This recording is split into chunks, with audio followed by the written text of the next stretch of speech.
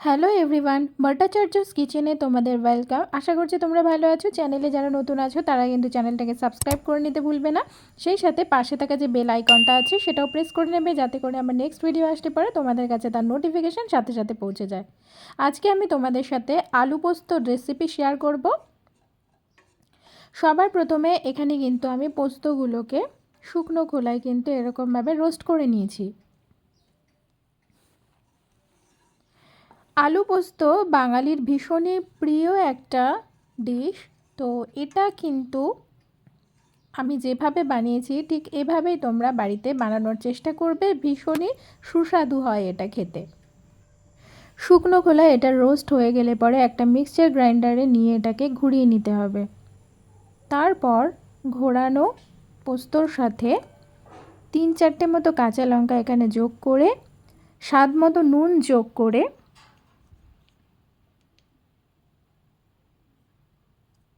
আর কিছুটা জল এখানে যোগ করে মিক্সচার গ্রাইন্ডারে আবারও সেকেন্ড টাইম ঘুরিয়ে নিতে হবে। ঘুরালে যে পেস্টটা রেডি হয়ে গেল, এটা কিন্তু খুবই সুন্দর একটা স্মুথ পেস্ট রেডি হয়েছে। ঠিক এই পদ্ধতিতেই কিন্তু পোস্ত ঘুরালে পরে ভালো পেস্ট হয় এবং এর টেস্টও কিন্তু এনহ্যান্স করে। অবশ্যই এটা সরষের তেলে রান্না হবে, তবেই কিন্তু পোস্তর স্বাদ আসলে পাওয়া যাবে। সরষের তেল দিয়ে দিয়েছি আমি, দেখতেই পাচ্ছ। কড়াই গরম হয়ে গেলে তারপর 5 ফোড়ন ছেড়েছি। আর এইভাবে 4টে আলুকে আমি কেটে নিয়েছিলাম, যেগুলো ধুয়ে নিয়েছিলাম, এবং তারপরে আমি এখানে কড়াইতে যোগ করেছি।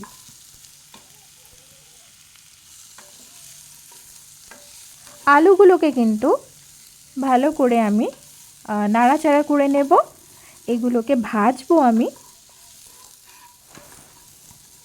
এভাবে আলু প্রথমে সুন্দর করে ভেজে নিলে কিন্তু আলু পোস্ত যখন তৈরি হবে তখন কিন্তু খুবই ভালো হবে এটা খেতে।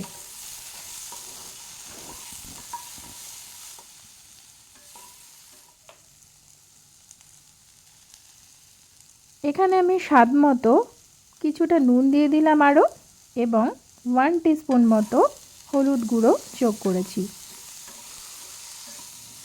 এই পদ্ধতিটা আমি কিন্তু আমার ঠাম্মার কাছ থেকে শিখেছিলাম।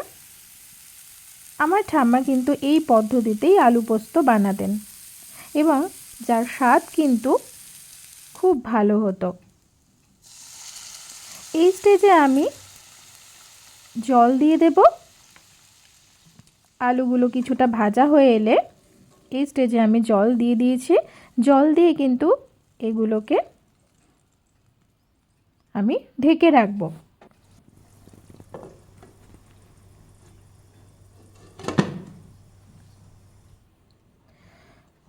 5 থেকে 6 মিনিট পর এর ঢাকা তুলে আমি বাটা যে পোস্তটা সেটা এখানে যোগ করব।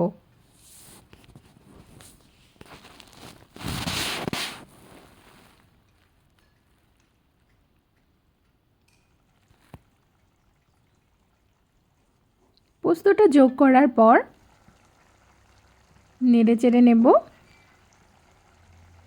অপেক্ষা করব যতক্ষণ এটা কিছুটা শুকিয়ে আসে, অর্থাৎ জলটা টেনে আসবে। 2টো কাঁচা লঙ্কা আমি এখানে দিয়ে দিয়েছি।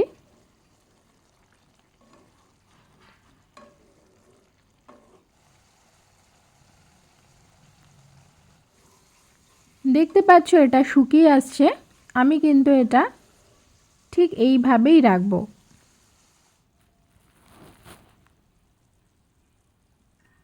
বাঙালির অতি প্রিয় এই আলু পোস্ত, তার সাথে যদি বিউলির ডাল হয়, গরম গরম ভাত হয়, তবে তো ব্যাপারটা বেশ জমে যায়। তৈরি হয়ে গেছে আলু পোস্ত।